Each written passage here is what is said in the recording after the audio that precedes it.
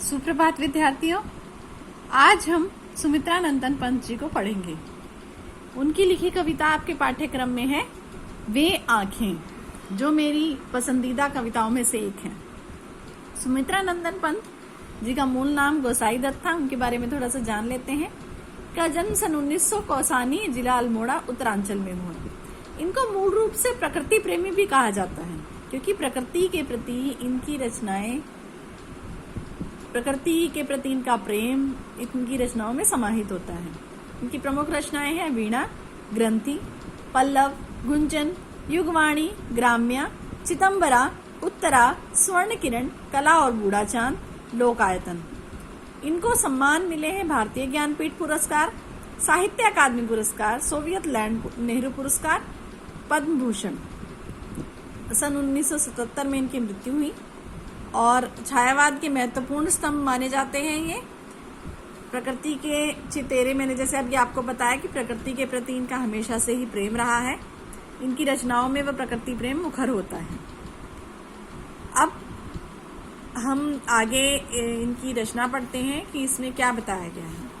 वे आंखें कविता एक किसान पर आधारित कविता है,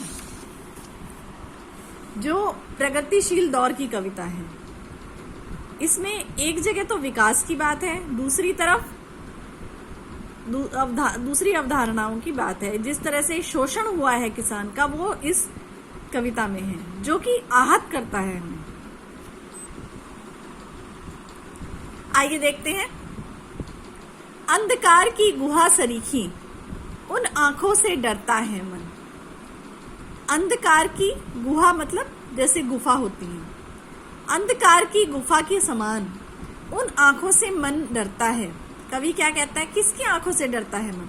भरा दूर तक उनमें दारुण दैन्य दुख का नीरव रोदन, कि जिसमें दुख ही दुख भरा हुआ है, दारुण्य भरा हुआ है, दीनता भरी हुई है और रोदन भरा हुआ है। उन आंखों को देखकर मेरा मन डरता है।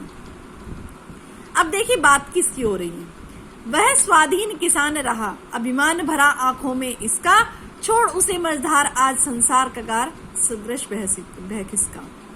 वो कहते हैं कि वो किसान स्वाधीन रहा था, उसकी आंखों में अभिमान, स्वाभिमान भरा हुआ था, लेकिन आज उस किसान को मझधार में छोड़कर संसार बहकर खिसक कर निकल गया।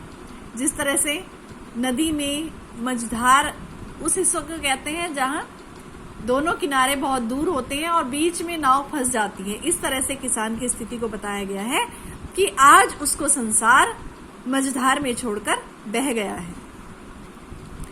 अब आगे वो कहते हैं, लहराते हुए खेत दृगों में हुआ बेदखल वह, अब जिनसे हस्ती थी उसके जीवन की हरियाली जिनके त्रन त्रन से।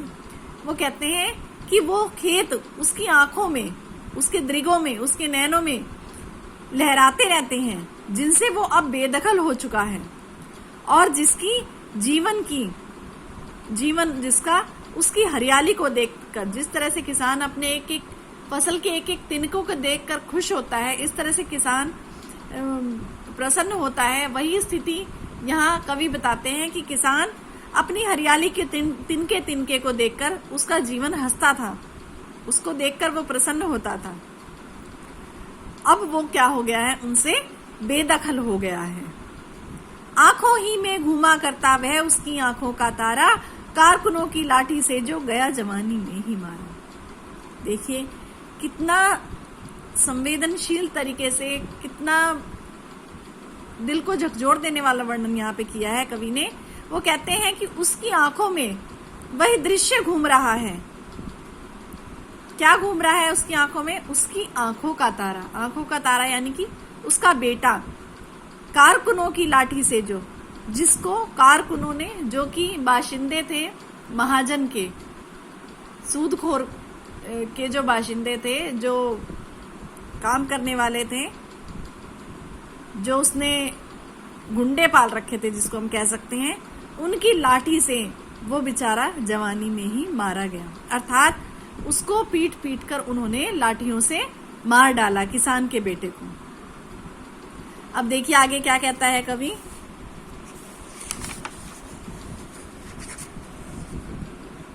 बिका दिया घर द्वार, महाजन ने ना ब्याज की कौड़ी छोड़ी, रह रहे आंखों में चुभती वह कुर्क हुई बर्दों की जोड़ी।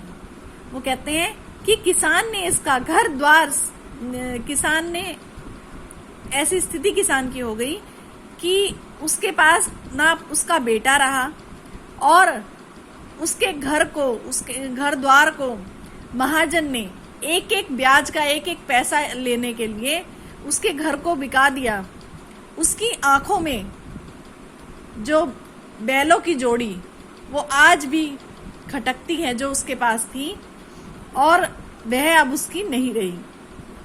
उसको भी नीलाम कर दिया गया। महाजन ने उसकी बैलों की जोड़ी को भी नीलाम कर दिया। कैसी स्थिति यहाँ किसान की बताई गई है। कहाँ तो उसके बेटा चला गया, उसके बैल चले गए, और एक एक पैसा लेने के लिए महाजन ने उसके घर द्वार को भी बेच दिया।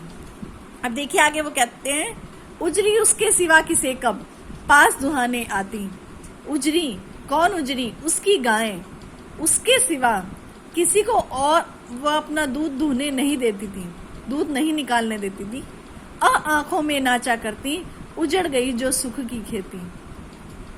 कवि कहते हैं कि आज किसान की आंखों में नाच रही है जो सुख की खेती उसने बोई थी, जो सुख के दिन उसके थे वो आज उसकी आंखों में नाच रही है। वो उन पलों को याद कर करके दुख से भरा हुआ है, और वो दृश्य उसकी आंखों के सामने रह रहकर आ जाता है।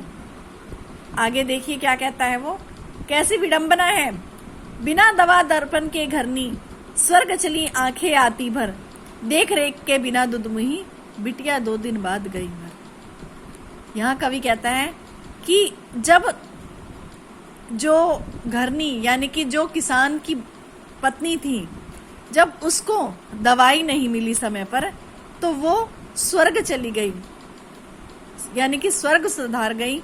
आंखें भर भर आती हैं किसान की वो याद कर करके, और उसके बाद जब दुधमुही बच्ची को देखरेख नहीं मिली तो 2 दिन बाद वो बेटी भी मर गई। किसकी? किसान के बेटे की बेटी, अर्थात उसकी पोती। 2 दिन बाद वह भी मर गई। यहाँ इतनी दयनीय स्थिति जो किसान की दिखाई गई है। आगे देखिए क्या कहते हैं वो, घर में विधवा रही पतोहू, लक्ष्मी थी यद्यपि पति घातिन, पकड़ मंगाया कोतवाल ने, डूब कुएं में मरी एक दिन। कितनी बुरी स्थिति में पहुंच गया है किसान कि उसके घर में विधवा बेटे की बहू थी, लक्ष्मी थी, लक्ष्मी के समान थी बेटे की बहू, लेकिन पति की मृत्यु हो गई थी तो पति घातिन उसको लोग समाज कहने लगा था। एक दिन उसे कोतवाल ने बुलवा लिया और लाज के कारण वो कुएं में डूबकर मर गई। अब देखिए किसान क्या सोचता है, खैर पैर की जूती जोरू न सही एक दूसरी आती। वो कहते हैं कि यदि किसान के बेटे की जो पत्नी थी वो मर भी गई तो कोई बात नहीं, एक यदि मर गई थी किसान सोचता है कि तो दूसरी आ जाती। लेकिन जब किसान पर जवान लड़के की सुध कर सांप लौटते फट्टी छाती, लेकिन जब किसान अपने बेटे की याद करके सुधी लेके उसको याद करता है तो उसकी छाती पर सांप लौटते हैं, जैसे उसकी छाती फटने को आती है, उसका कलेजा मुंह को आता है।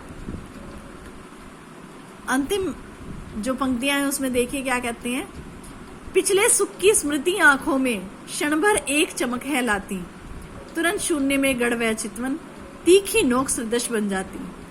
जब कवि कहता है कि किसान जब अपनी पिछली यादों को याद करता है, उस स्मृतियों को याद करता है तो उसकी आंखों में क्षण भर के लिए एक चमक आ जाती है, जैसे सब कुछ उसके आंखों के सामने हो रहा है। घर में पत्नी है, पोती है, बेटा है, बैल है, गाय है, घर बार है, सब कुछ है। जब वो ये सब चीजें सोचता है तो उसकी आंखों में एकदम से चमक आ जाती है। लेकिन फिर जैसे वो तीखी नोक बनके उसके कलेजे को चीरती हुई चली जाती है, चुभती है, फिर वह शून्य में पड़ जाता है और वो चितवन उसे तीखी नोक की तरह चुभता है। तो यहाँ हम देखते हैं एक किसान की दयनीय दशा कि किस तरह से उसकी पत्नी, घर परिवार, बेटा, सब कुछ ब्याज के कारण, महाजनों के कारण, कोतवाल के कारण किस तरह उसकी स्थिति हो गई है। धन्यवाद।